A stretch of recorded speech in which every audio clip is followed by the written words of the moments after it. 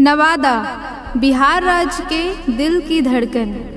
दो शब्दों नव आबाद यानी कि नया बसा हुआ शहर के सम्मिश्रण से बना यह शहर सन 1973 में जाकर देशवासियों का ध्यान अपनी ओर खींचा।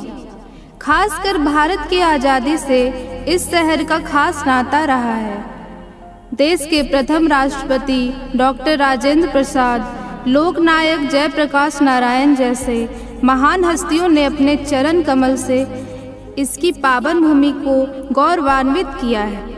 इसलिए तो कहते हैं नवादा की गलियों का कुछ इतिहास ही पुराना है। हमसे पूछो, हमने इसे बहुत करीब से जाना है। जितनी प्यारी बोली है उतना ही कड़क स्वभाव है। मुस्कुराइए, आप नवादा में हैं, यही हमारे स्वागत करने का अंदाज। प्रकृति ने अपने मनमोहक कलाकृतियों से नवादा को नवाजा है।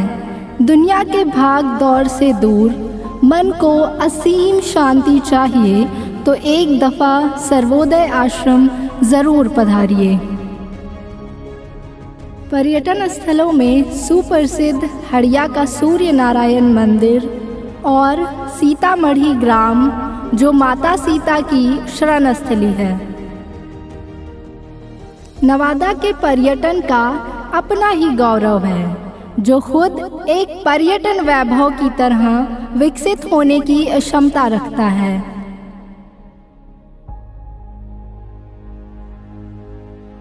यहाँ खुरी नदी, ककोलत जैसे हसीन झरने और पहाड़ बोलता है। यहाँ का जर्रा जर्रा एक अनोखी शान वाला है। जहाँ हर धर्म का बोलबाला है, वहाँ हर स्मारक निराला है। ये अज़मत का निशान अपना नवादा सबसे आला है। हमारा फ़ख्र आँखों का तारा हमारा नवादा है। बिहार सरकार ने अपने तमाम कोशिशों से नवादा की लिटरेसी रेट 61.6% कर कामयाबी तक का सफ़र तय किया है।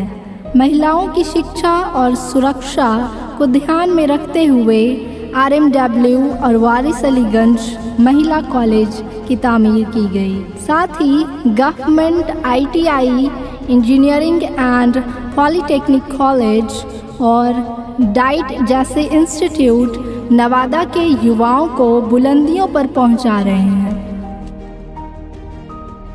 नवादा में स्वास्थ्य संबंधी सभी सुविधाएं मौजूद हैं। न सिर्फ फिजियोलॉजिस्ट पर कार्डियोलॉजिस्ट, न्यूरोलॉजिस्ट और रेडियोलॉजिस्ट डॉक्टर्स नवादा के हॉस्पिटल की स्पेशलिटी हैं। जो कल तक टूटा था वह आज जुड़ रहा है। जी हाँ, अब विकास नवादा की ओर मुड़ रहा है, जहाँ शानदार shopping malls, supermarket, water park और नारद संग्रहालय नवादा शहर के ताज की तरह नजर आते हैं।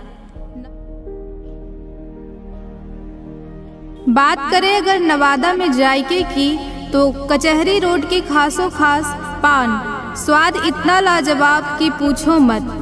यहाँ की बकार खानी तो यूं ही खास है और 12 की मिठास तो नवादा की शान है।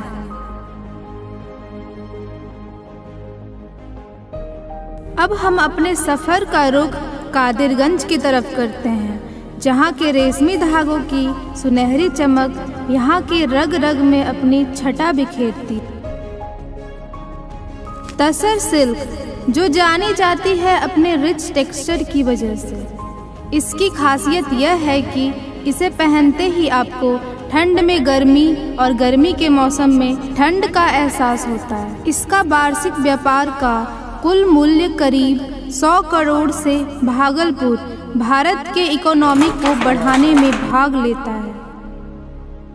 भारत में तसर की प्रोडक्शन वित्तीय वर्ष 2017 में 33,000 मीट्रिक टन थी, जो 2021 में घटकर 2.6 हजार मीट्रिक टन हो गई। वहीं जहां नवादा शहर आने वाले इतिहास के पन्नों पर अपनी शान और अजमत लिख रहा है, वहीं नवादा से 7 किलोमीटर दूर कादिरगंज की बुनकरों की परेशानी। आइए सुनते हैं उन्हीं की जुबानी। हम लोग बाबा पर बाबा छर बाबा जमाने से ही, जब से हम होश संभाले ये काम देते आ रहे हैं, जमाना हो गया है। हम लोग तो घर में ही ये काम करते हैं, पूरा फैमिली मिल करके, छोटा हो बड़ा हो जो भी हो, इसमें लगे हुए हैं। इस तरह से हम लोग काम करते आ रहे हैं। मटेरियल कहाँ से लाते हैं? मटेरियल तो हो गया, जैसे कोकून आता है जगदलपुर से, हो गया चाईबासा चकलधरपुर, तो हंस कोकून आता है, घर में उसको उबालते हैं। महिला लोग अपने पैर पे सूता निकालती है और उससे अपना धागा तैयार होता है। उसके बाद उसको लूम पे लाते हैं, ताने में या भरने में उसको हम लोग यूज करते हैं। जितना भी आप मेहनत करें उसके अनुसार आपको इनकम हो पाता है? जी नहीं। एक ऐसा है कि हम लोग अगर 5 गो परिवार है, परिवार में 5 गो जन हैं, तो 5 हम लोग इस काम में जुटे हुए हैं। तो अगर हम एक आदमी की सबसे मजदूरी निकालते हैं तो जो होना चाहिए वो नहीं हो पाता है। तो पहले तो आप लोग बहुत प्रसिद्ध थे, अब ऐसा क्यों हो गया है?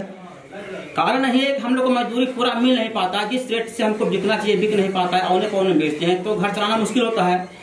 यही कारण है कि हम लोग आज पलायन कर रहे हैं, घर छोड़ के बाहर जा रहे हैं। आज तक हम लोग जहाँ तक देखे, आप लोग से मिलने बहुत सारे आदमी आए हैं, क्या उन लोग आपको सहयोग कर पाए आज तक कि नहीं कर पाए? देखिए, आए तो जरूर, हमारी भावना को समझते हैं, लेकिन बस अपने तक ही सीमित रह जाते हैं। आगे हमारा बात जो है आगे कुछ समझ नहीं पाता, अगर कोई हमारी मजबूरी को समझ पाए, हमें कुछ हेल्प कर पाए, ऐसा तो कुछ। आप लोग का तसर कहाँ जाता था ये पहले और आज भी जाता तो पूरे देश में है ये, लेकिन ये पूंजीपति जो लोग हैं उसके लिए कमा है। बुनकर जो है जहाँ का तहाँ ही सिमट कर आ गया है। कमाते तो बड़े बड़े लोग हैं। हमारी धागा को आप महाजन जो है कपड़ा खरीद लिए, आप आगे बेचते हैं, उसके आगे ही बेचता है, तो कमाई उन लोगों का है। जो जमीन पे रह के हम लोग काम कर रहे हैं, मजदूर लोग, असल में हम लोग को जो होना चाहिए नहीं हो पाता है। आप लोग के बीच का मेहनत, आपकी मेहनत बीच के लोग खा जाते हैं, बिचौलिया खा जाते हैं। अगर हम लोग को डायरेक्ट मार्केट मिल जाए, हम अपनी माल को डायरेक्ट बेच सके, तो कुछ ज्यादा लाभ हम लोग को मिले।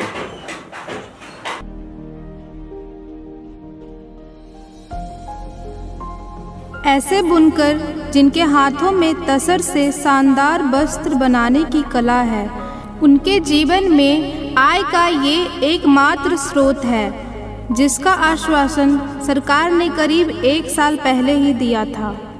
अगर सरकार उनकी मदद करे तो इसका सीधा असर हमारे देश की इकोनॉमिक लेवल पर देखने को मिलेगा। तो अंत में हम यही कहेंगे, आइए शुद्ध चुने, स्वदेशी चुने।